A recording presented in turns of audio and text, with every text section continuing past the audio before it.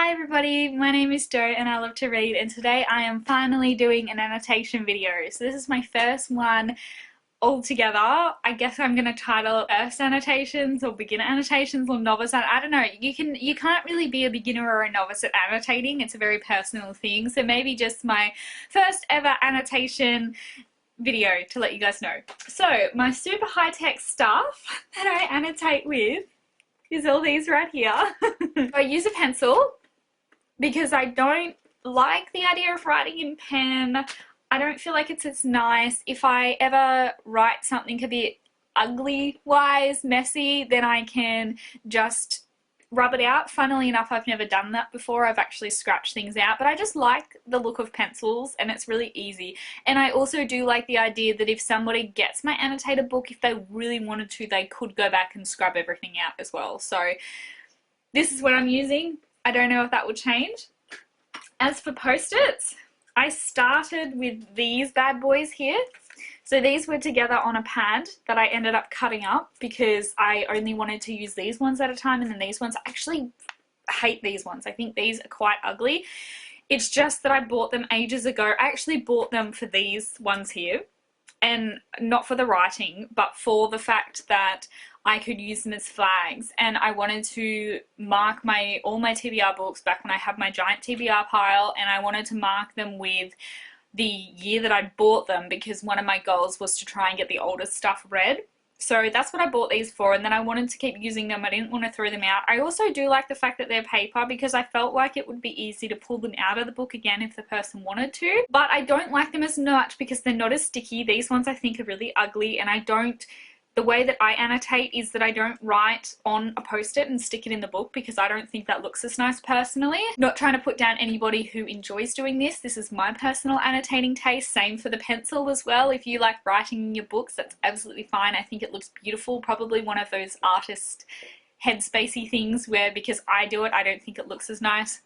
Maybe I'll enjoy it one day. I don't know whether I'm ever going to use these because I don't like writing within. I like writing on the page, and I think they look ugly. With these, because they're not see-through and because I don't like it when they stick up too high out of the top of the book, I have to put them in the corner, which is a bit annoying because it kind of makes the book a bit thicker.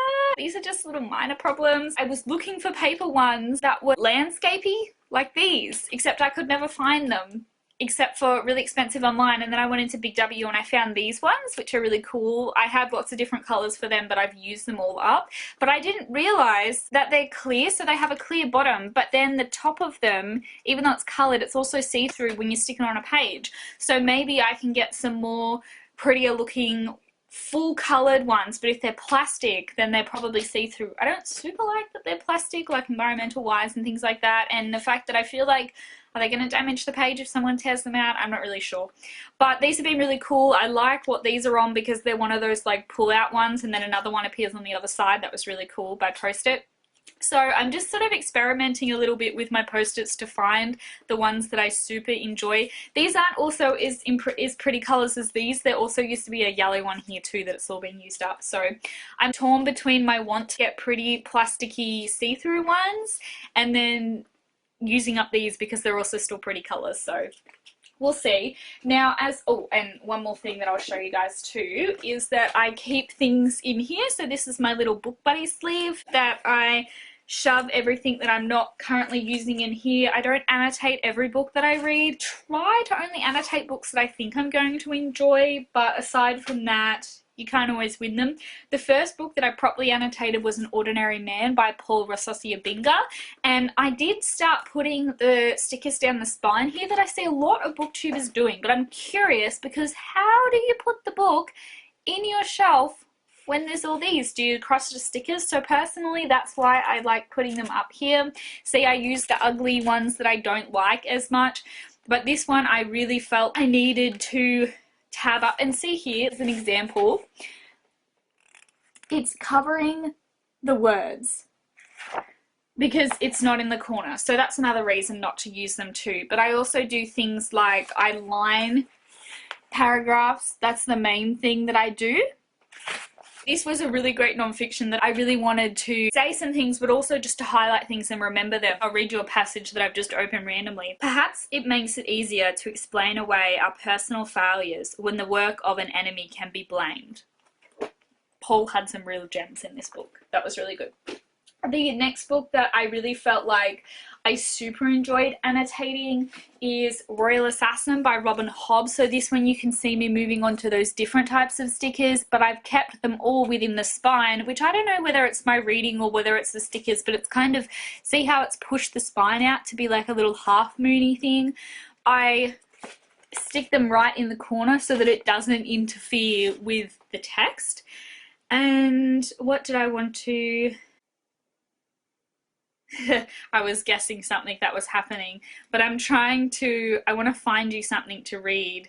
Thing here, I spend a lot of my time just highlighting or underlining the lines in pencil. I sometimes will write stuff, but that's mainly what I enjoy doing. And I did actually have a time when I was reading Royal Assassin that I was questioning whether I had justification to annotate this way, as dumb as that is, and I quickly did realize that it was dumb, because even if I was just underlining passages that I love, and even if I tagged nearly every page, who cares? It's my book, it's my annotating, so don't feel like you have to do it the same way as anybody else. But this line that I've underlined says, sometimes one has to wait and let the enemy complete her move in order to discover what the full strategy is.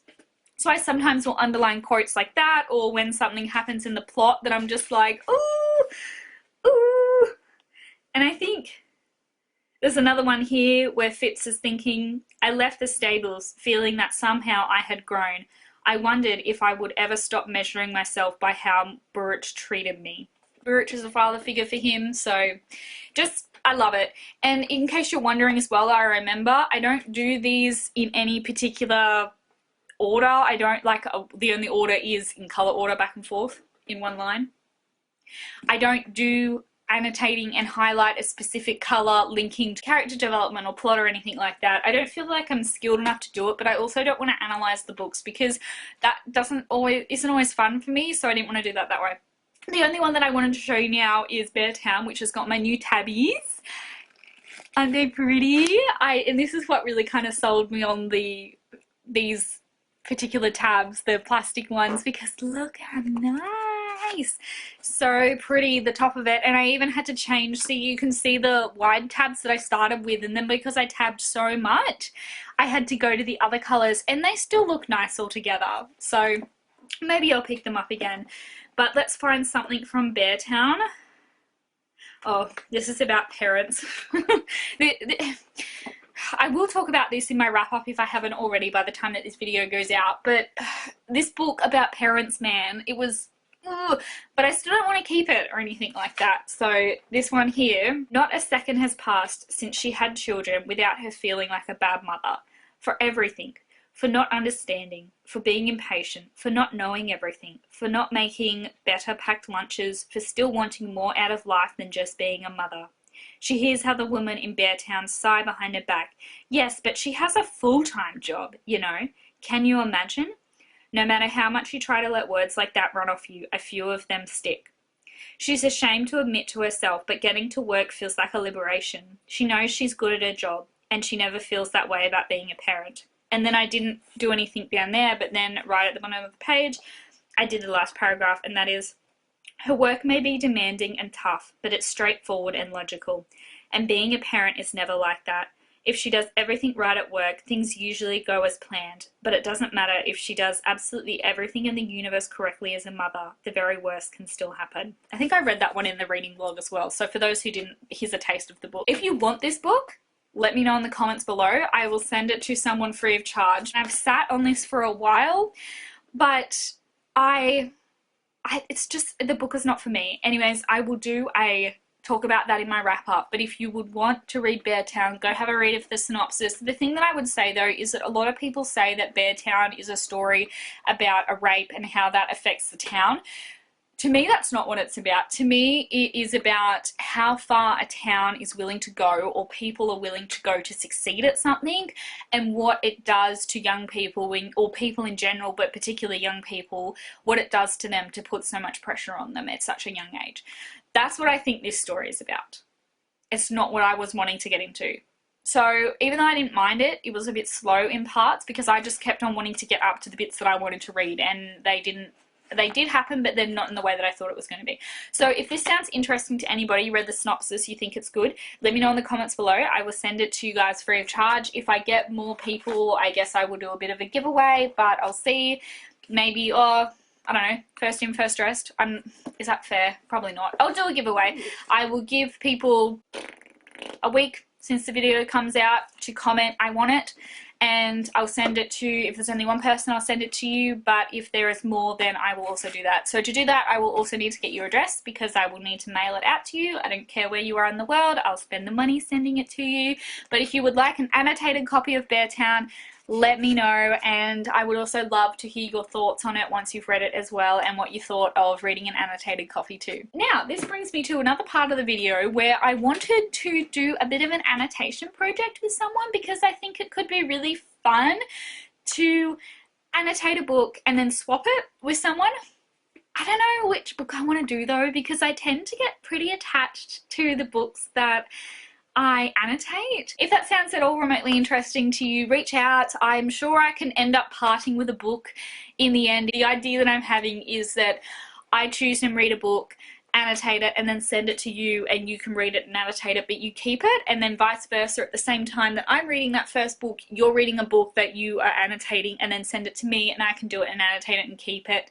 And I mean, it's probably not set in stone where if like we happen to like the other books better, we can send them back again, but that's just how I'm imagining it, that it could be a fun activity and a way to keep a really cool memento. So let me know if that's interesting to you at all, and I will chat to you more about that. Thanks everybody so much for watching this video. I don't know why I was scared to do this video. That's why it took me so long, because I wanted it to be good, and I think it's pretty good anyways. I'm also in the filming mood today, so woohoo. Thanks so much for watching my channel. Don't forget to like, comment and subscribe, and I'll see you guys again next time. Bye!